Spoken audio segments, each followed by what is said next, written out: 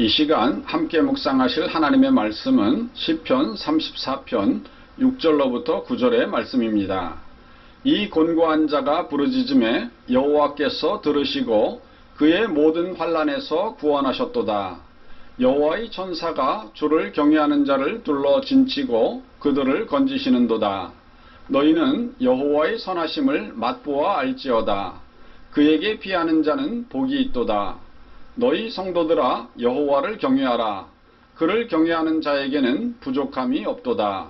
아멘. 오늘 찬송시의 배경에는 다윗이 처한 절대절명의 위기가 있었습니다. 다윗은 장인인 사울왕이 질투에 눈이 멀어 창을 던지는 등 죽이려 들자 급기야는 왕궁을 탈출합니다. 그는 얼마나 급했던지 심지어 적국인 블레셋 땅으로 도망합니다. 그런데 어떻게든 살아보려고 도망갔던 그곳에서 다윗은 오히려 더 큰 위험에 빠지게 되었습니다. 블레셋 왕 아기스의 신하들이 말하기를 지금 우리에게 망명 온 이스라엘 장군 다윗은 과거 우리 블레셋 군을 몇만 명씩이나 죽였던 용장이니 이번 기회에 잡아 죽여 앞으로의 후환을 없애야 한다고 왕에게 탄원하는 것입니다. 도망한 곳이 하필 호랑이들이 우글거리고 모여있는 호랑이 굴속이었습니다.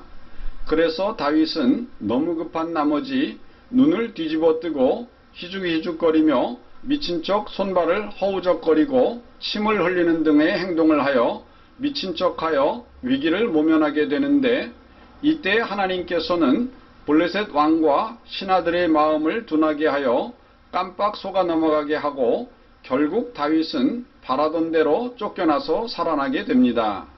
그렇습니다. 다윗이 만난 하나님은 성전 안에서만 머물러 기다리시다가 찾아오는 사람에게 제사만 받으시는 그런 하나님이 아니십니다.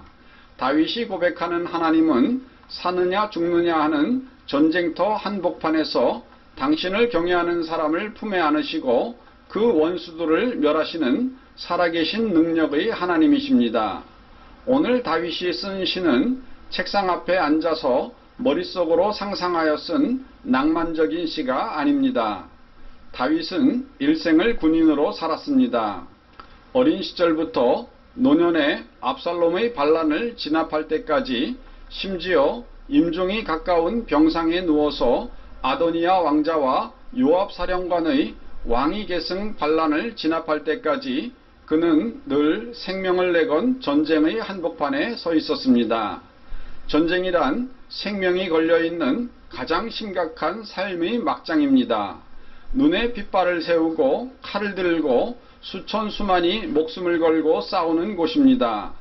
피가 튀고 팔다리가 떨어져 나가고 옆구리가 찢어져 내장이 쏟아지는 목숨 건 현장이 전쟁터입니다.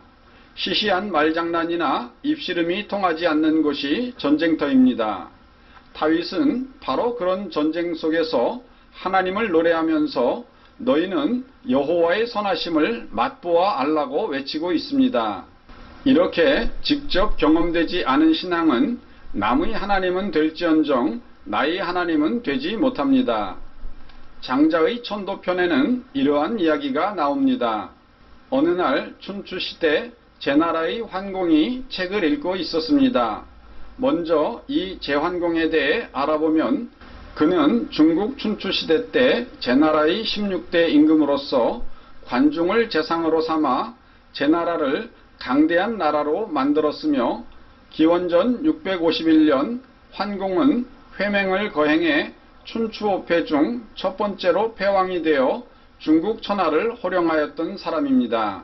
그런데 어느 날 이렇게 대청마루에서 책을 읽고 있던 제환공에게 천한 신분의 윤편이 마루 아래서 수레바퀴를 깎고 있다가 물었습니다. 감히 묻자온데 왕께서 읽고 계시는 것이 무엇입니까? 환공은 윤편을 내려다보며 말했습니다. 성현의 말씀이네. 그러자 윤편이 다시 물었습니다. 그 성현이 살아계십니까? 환공이 대답하기를 이미 돌아가셨네. 그러자 윤편이 환공을 바라보며 말했습니다. 그렇다면 왕께서 읽고 계신 것은 옛사람의 찌꺼기이군요.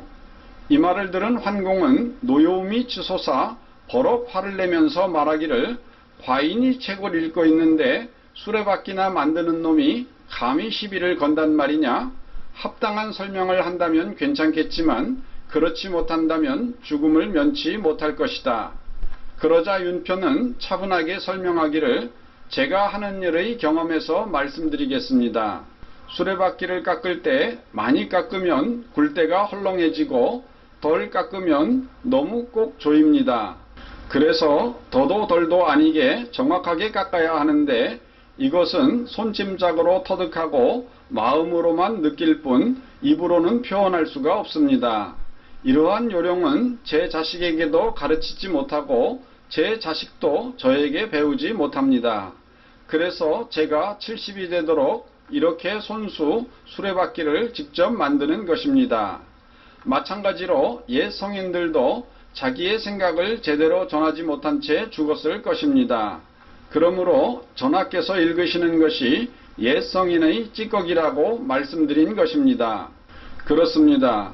세상의 것도 그렇지만 신앙은 직접 체험되어야 합니다. 내가 맛보아 깨달아야만 합니다. 히스기야는 목숨을 걸고 하나님을 섬긴 희대의 성군이었지만 그 아들 므낫세는 아버지의 그 하나님을 알지 못했기에 온갖 우상을 섬기고 나라를 망하게 하였습니다. 마침내 그는 아수르 왕에 의해 사로잡혀간 감옥에서 하나님을 만나고 기도합니다. 그리고 그제서야 여호와가 하나님인 줄을 알게 됩니다. 역대하 33장 13절 기도하였으므로 하나님이 그의 기도를 받으시며 그의 간구를 들으시사 그가 예루살렘에 돌아와서 다시 왕위에 앉게 하심에 므낫세가 그제서야 여호와께서 하나님이신 줄을 알았더라. 아멘. 그렇습니다. 찬송도 감사도 은혜도 하나님의 사랑도 기도도 내가 직접 맛보아 알아야만 합니다. 체험한 자만이 그 맛을 알게 됩니다. 마침내 그 맛을 맛본 자만이 김소월의 고백처럼 예전엔 미처 몰랐어요를 외치게 되는 것입니다. 예전에 수천 수만 번의 달이 뜨고 졌지만 어느 날 비로소 깨닫는 순간에야 그것이 사랑이고 그리움이고 서름인 줄을 아는 것처럼 하나님의 은혜가 은혜되고 찬송이 찬송되고 감사가 감사되고 기도가 기도되는 것은 하나님의 은혜를 직접 맛보아 아는 신앙이 될 때 가능한 것입니다. 오늘도 하나님께서 눈을 여시고 귀를 여시고 깨닫는 마음을 주시어 하나님을 알게 하여 주시는 성도 되시기를 주님의 이름으로 축원드립니다. 다 같이 기도하시겠습니다. 사랑하는 하나님 아버지, 우리가 우리의 신앙생활을 할 때 목사님과 선생님 또 혹은 부모님으로부터 전해 들은 그러한 말씀을 통하여서 신앙생활을 하게 됩니다. 그러나 그분들이 겪은 하나님이 내 하나님이 되지는 못합니다. 하나님 아버지, 우리도 우리 삶 속에서 직접 하나님을 맛보아 아는 그러한 신앙이 될 수 있도록 인도하여 주시옵소서. 그래서 목사님의 혹은 선생님의 혹은 부모님의 하나님이 바로 나의 하나님이 될 수 있는 그 깊은 영적인 자리에 들어갈 수 있는 저희들이 될 수 있도록 인도하여 주시옵소서. 우리 구주 예수님의 이름으로 기도드리옵나이다. 아멘.